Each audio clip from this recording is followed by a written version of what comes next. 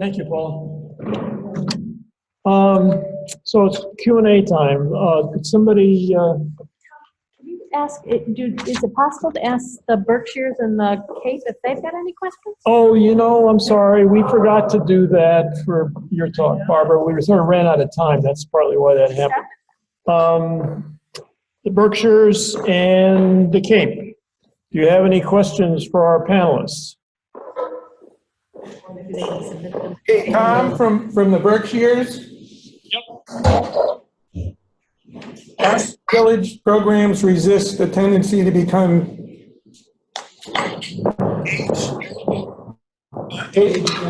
age general, living as a group apart from other generations and community groups. Would you repeat that slowly, Ed? Okay, hold on a second. What did you read it? You're overwhelming us here. How do villages' programs resist the tendency to become age ghettos, living as a group apart from other generations and community groups? So the question is, how do villages avoid becoming age ghettos? Correct? I guess, Laura, you have... Why don't I can start that conversation. So that's a really good question. Beacon Hill Village is not an intergenerational village. There are a number of intergenerational villages that have recognized that it is better for their community to do that.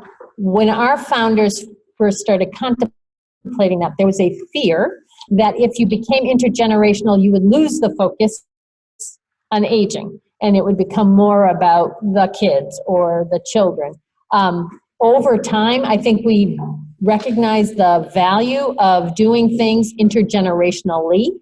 I don't think Beacon Hill Village will itself become an intergenerational village, but the thing about a village, and one of the things our founders wanted, was that they wanted to stay in their communities where there are generations. So, in fact, aging in community is anti-village ghetto because you're growing and aging with people of all ages around you. Make sense? Right. You want to make a remark?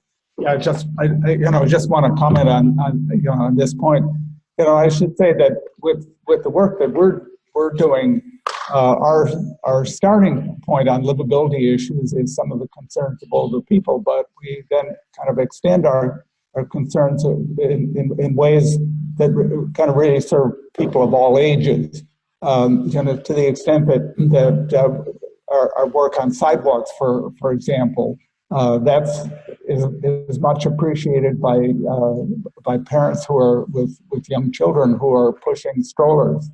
That good sidewalk conditions are as important for them as they are for older people. We're now doing work on pedestrian-friendly street lighting. Well, that serves the interest of people of all ages who are walking the streets at night. So we are, in a sense, reaching out, drawing in people of all ages through the initiatives that we pursue. Right, don't go away. There's a very important question here, which came up because of the earlier discussion. The question is, the first speakers this morning spoke about councils on aging and generated that this morning spoke about council on ages feeling threatened by villages. Brookline Council on Aging is a direct partner of Brookline CAN. Can you, Frank, speak to how well this works and how and why villages should be actively trying to partner with COAs? Yes, as I indicated this morning, we started out as a collaboration. First of all, I should say that in Massachusetts, compared to the country as a whole, we have a lot of emphasis on councils on aging. Every municipality has one, and some communities are fortunate to have kind of very, very strong ones. And it kind of really made sense for us from the outset to build on what our Council on Aging offered, to make the strong services that it offered known to people who were not familiar to it, to make it comfortable for people who were reluctant to make use of services of a senior center, to come to make use of it. And we also found that it was useful for us to do some things politically that the Council on Aging couldn't do. I mean, we're able to, Council on Aging is part of town government, and as part of town government has to be played by the rules. But as citizens, we're free to be political actors, and we're able to advocate for some things that the Council on Aging cannot do. So I should say that it's a highly complementary relationship, and it's something that I would encourage other communities to pursue as well.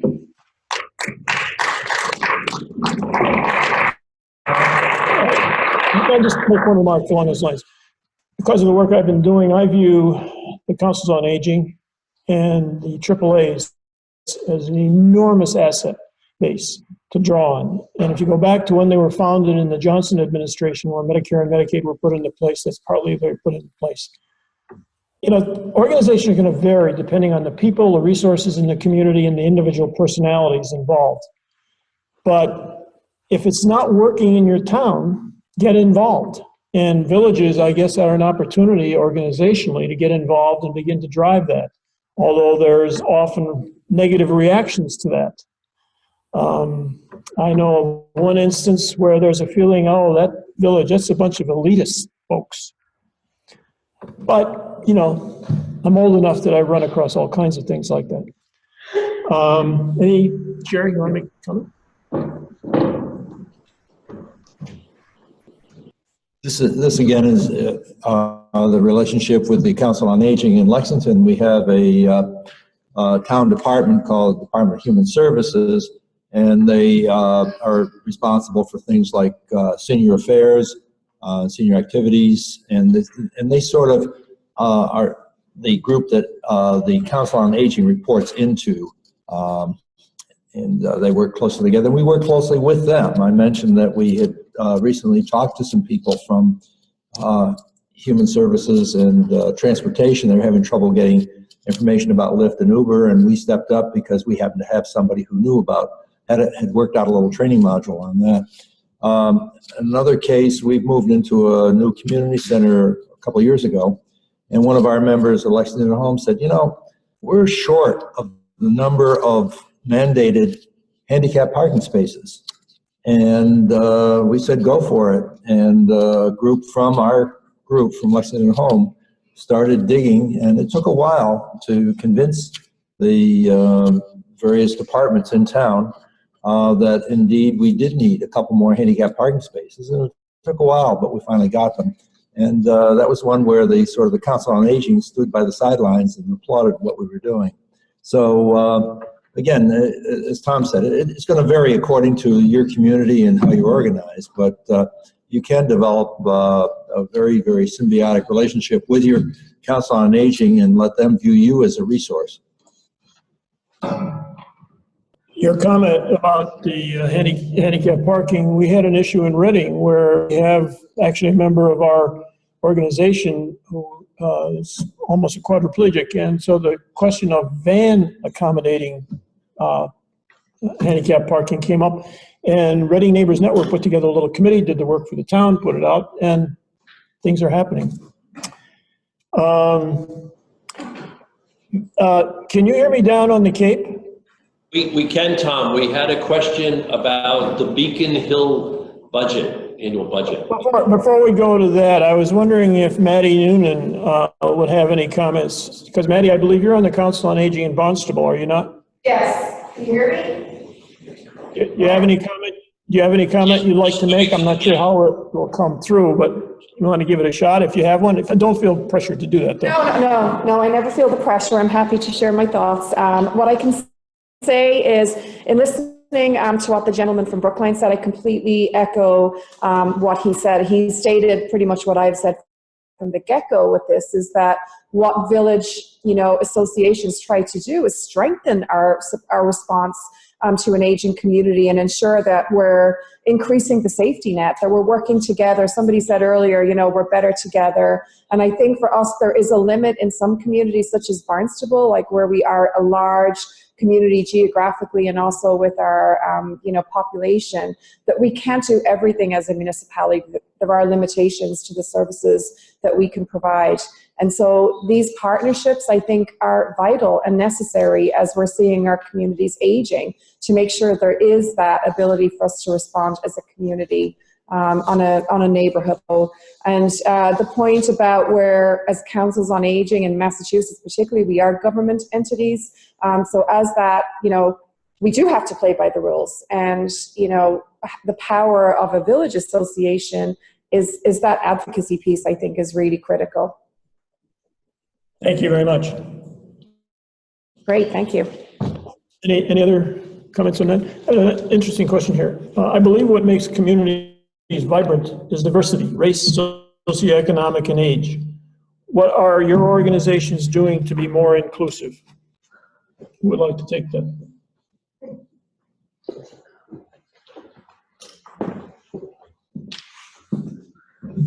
Well, I want to say a couple of things in that respect.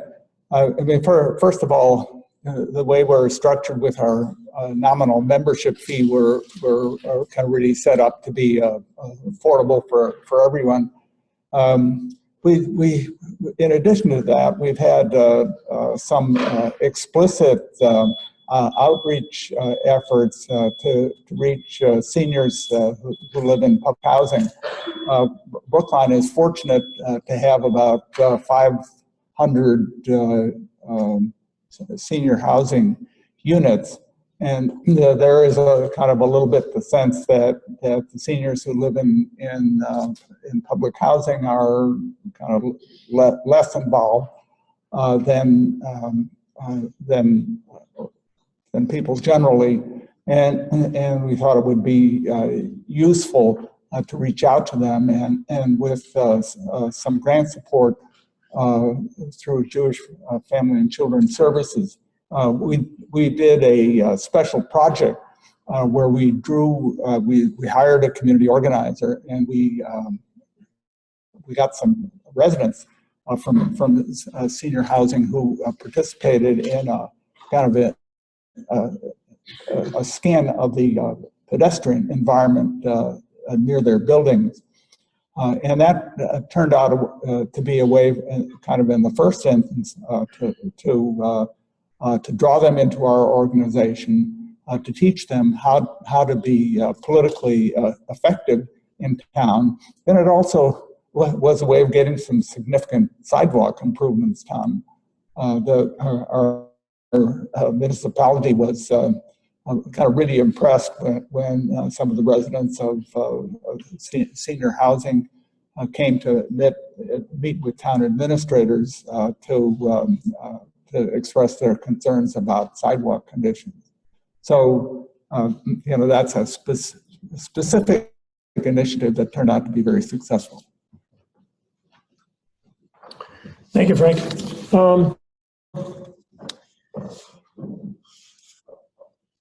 I have a question for Paula.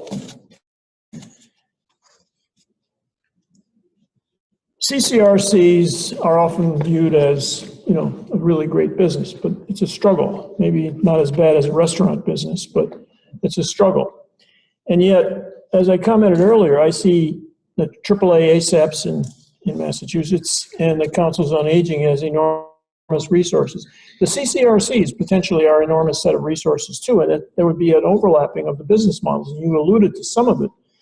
But I guess I wanted to just ask, with the experience that Carlton Willard has with operating a village in the context of at home, are there any ongoing collaborations, discussions, and so forth with other CCRCs relative to developing relationships with local village organizations to do the leveraging of their services, which are costing them the money, and that would not only help them, but also be supportive of the members of those organizations?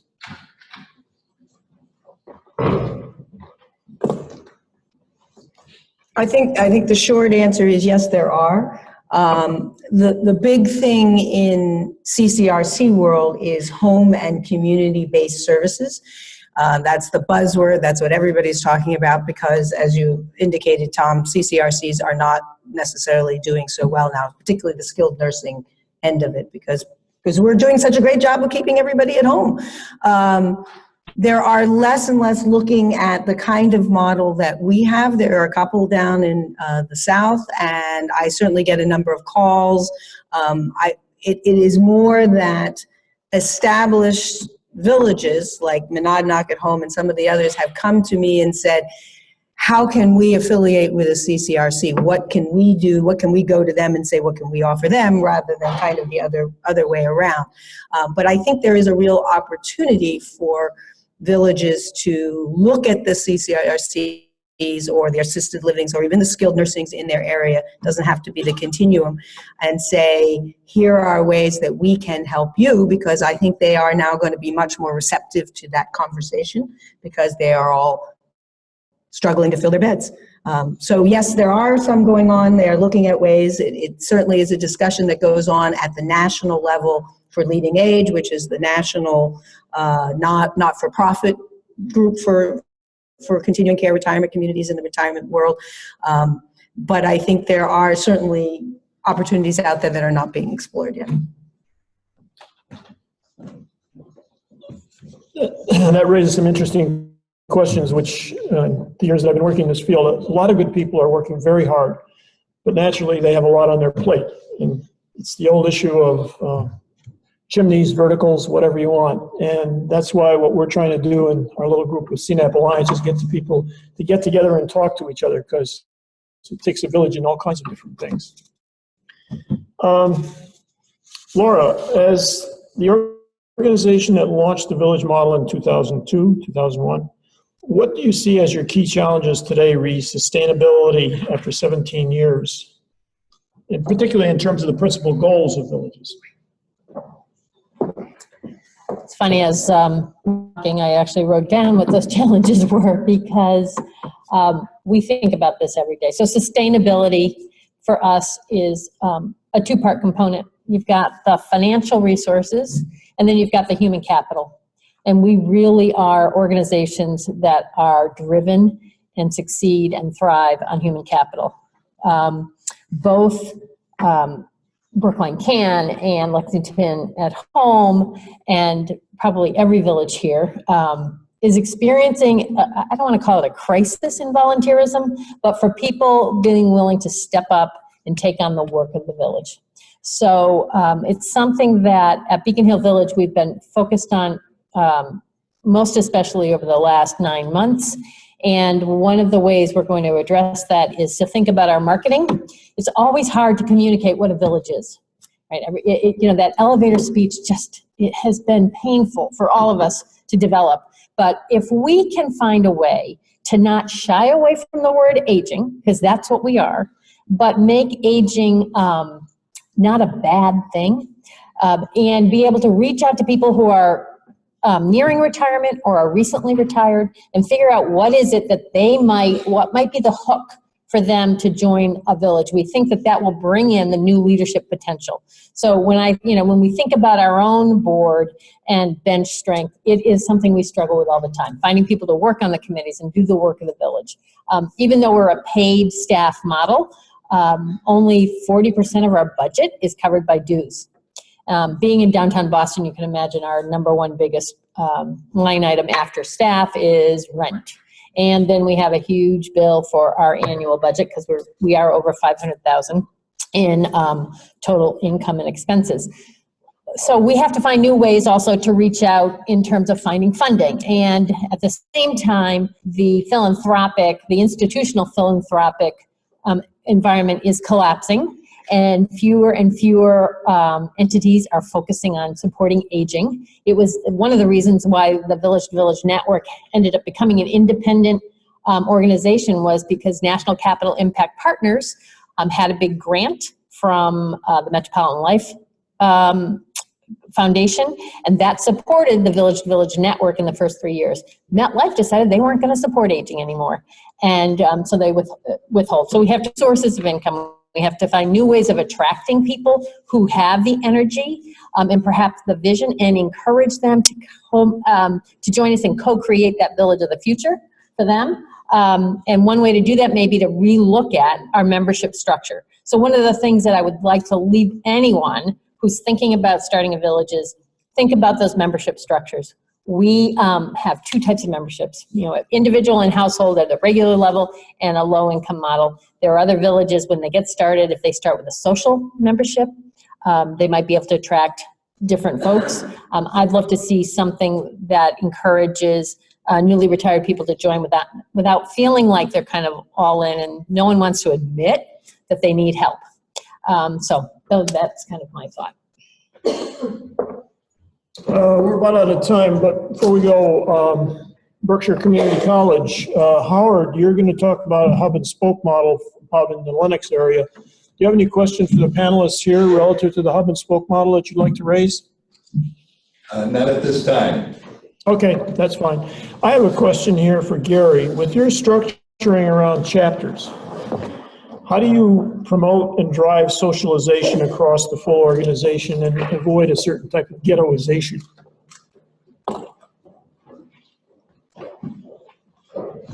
That's a good question. One of the things about the chapters is that you build a strong affinity group within each chapter. Lexington being the type of community it is, it's not unusual for a lot of the people in one chapter to know a lot of the people in another chapter. We're a suburban community in the 30,000 range. The people we tend to attract to Lexington Home to a large extent are people who have been active in various things in the town.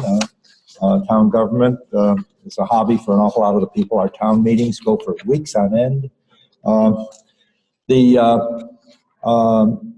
We do it, as I said, we encourage inter-chapter activities, interest groups that do function. And at our annual meeting, and this past year we had a 10th anniversary celebration event.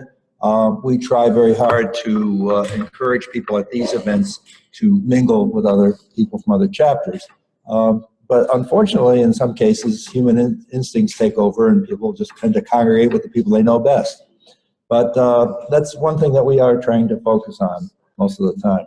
One of the other things to echo what was just said about bringing in new people, I mentioned that we had written this article in our newsletter last year, and it was slanted toward people either newly retired or approaching retirement. And the title of the article was, "For 10 years, Lexington Home has built a thriving community." But the subtitle was, "Friendships, Activities, and Service to Enrich Your Retirement." So I don't know how much of a hook that was on some of the new people. They raised their hands and said they were interested in joining, but it was there. So again, we are sensitized to this. I'm trained as a chem engineer, so you got to keep the pipeline full.